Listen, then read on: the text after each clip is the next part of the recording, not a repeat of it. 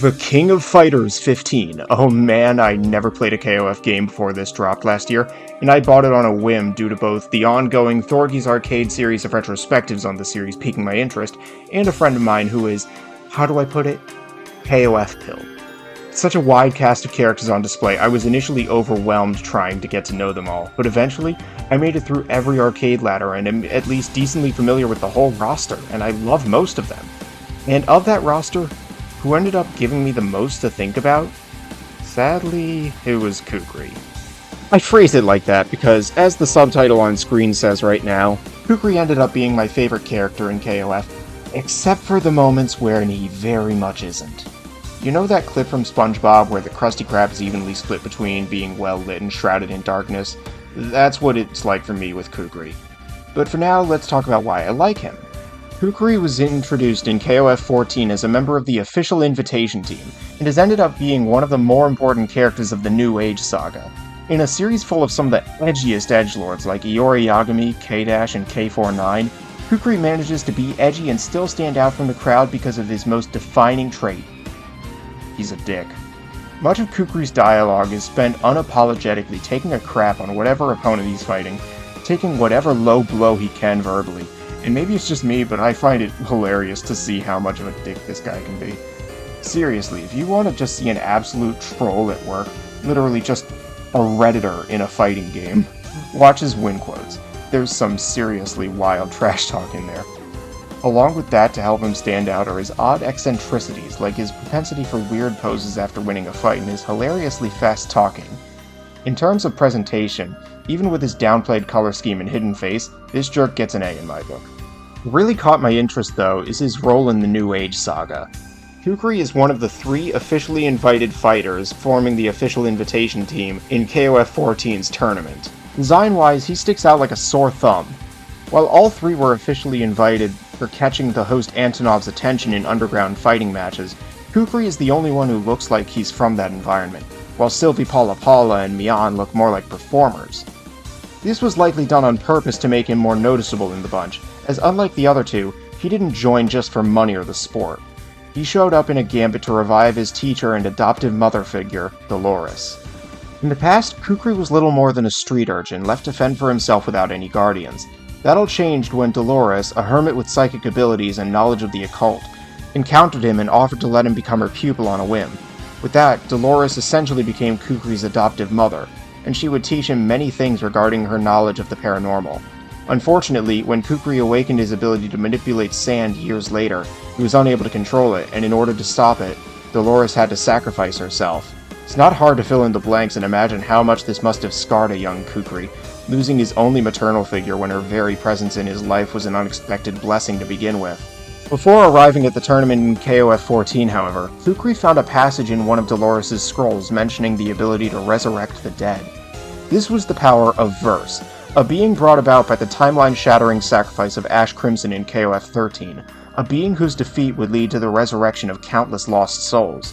And as luck would have it, the requirements for Verse to appear, the energy of several fighters in the presence of an amplified specter named Shune, would be met at the next KOF.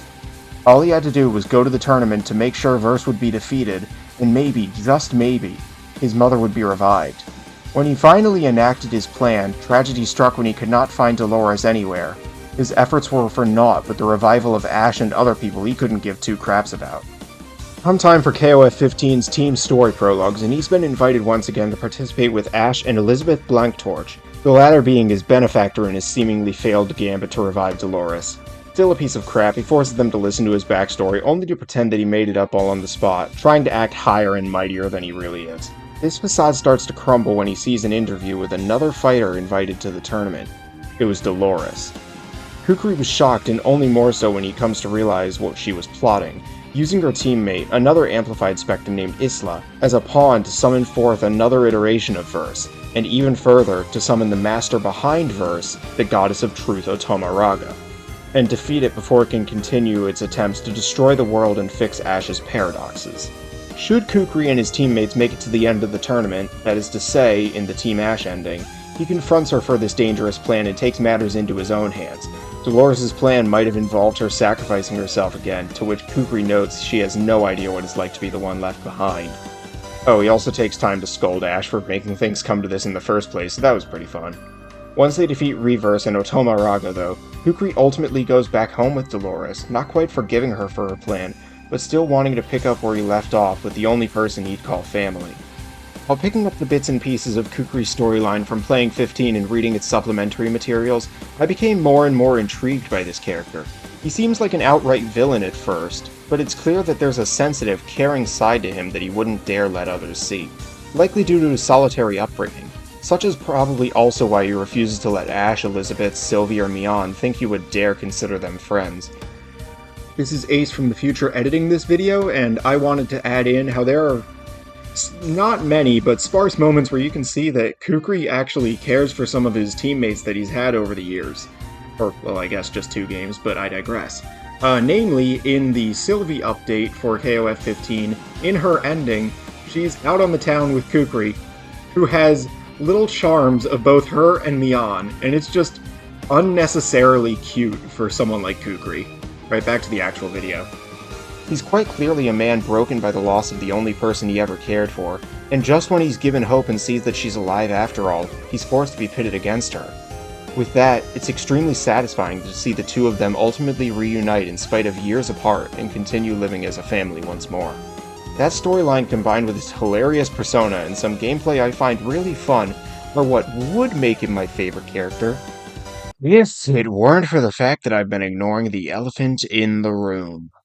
So, in 14, one of Kukri's quirks is that against female fighters, he can make some pretty perverted observations. In my opinion, these never went too far, but it was a part of his character. A part of his character that they made the only part worth acknowledging by making him the final boss and main antagonist of the one, the only, SNK Heroines Tag Team Frenzy. For those uninitiated, good for you! Sadly, your luck is about to run out, since I'm about to explain it. SNK Heroines is a spin-off game featuring various female characters across SNK's catalog and Terry Bogard, fighting each other in skimpy fetish outfits. Why did this happen? Well, I guess Kukri took the assumption that Dolores didn't come back really harshly and decided to apathetically indulge his desires or something, because he decided to make a pocket dimension where he summoned various female fighters and Terry Bogard and forced them to fight each other for his own enjoyment. His ultimate goal? Merge this pocket dimension with the real world so he could turn all the women of the world into his personal sand sculptures. Bloody hell, there's so much to unpack here. First off, why the hell would you set up Kukri as this important figure responsible for reviving the previous saga's protagonist, only to then make him this depraved lunatic sex offender in the next game? Let's not pretend that his lust was his defining characteristic. It existed, yes, but it was not his only trait. He was a troll who got a laugh out of making fun of people, but he held a serious side that showed that he likely wouldn't want innocent people getting hurt. Also, both of his teammates in 14 and his benefactor, all of them were women, but Kukri said nothing wrong to any of them throughout the entire story. And of course, both Sylvie and Mion are in this pocket dimension too. Granted, he didn't seem to intend for Sylvie to be there, but all of his dialogue implies that this was not because of any bond they had, but because she was hideous. Hey, speaking of the pocket dimension, why does Kukri have this power? I guess you could assume he read about this ability in Dolores' texts? Maybe? But that's not established in SNK Heroines itself. They didn't care. They didn't think about it. It just says Kukri made a pocket dimension. End of story. I digress on that point. The big issue here is that SNK made a genuinely interesting setup for a character, a setup they managed to follow through on in 15, but in between those 2 games, they just tossed it all aside and made Kukri a sex-obsessed cartoon villain. This heavily skews everyone's perception of the character, making people think that's all he is. Hell, when I started 15, that's all I thought he was due to what little knowledge I had on heroines. I know what you might be thinking. Is it worth getting so caught up in Kukri's interpretation in some silly spin-off game that probably isn't even canon? I'd be inclined to agree with you, except for the problem that everywhere I look, this game seems to be officially acknowledged as canon to the King of Fighters series, taking place smack dab in between 14 and 15. And doesn't feel like it! Come KOF 15, not one of the female fighters, or Terry Bogard, have anything to say towards him for what is definitely a violation of basic human rights. And now that Sylvie's in the game, her interactions, story, and ending all seem to frame Kukri as someone she considers a friend. It's like she doesn't even remember. So why did I write this video when Kukri has this glaring issue? Well, because I really do like Kukri in the KOF series. When I view 14 and 15 in a vacuum, I think he's the most interesting thing to come out of the New Age saga, and one of my favorite characters in the roster. And in spite of what they say about SNK Heroines, it feels like the actual KOF games have no interest in actually acknowledging it, if Sylvie's own lack of acknowledgement for it is anything to go off of. So as far as I'm concerned, it's simply not canon. Maybe it's ignorant of me to blatantly pick and choose canon, but ignoring Heroines is really the only way that Kukri makes any sense to me. But when he does make sense, I can really get behind it. Hey, thank you so much for watching. And special shout out to my friend, who I mentioned at the start of the video, for making me KOF pilled. Feels good, feels good.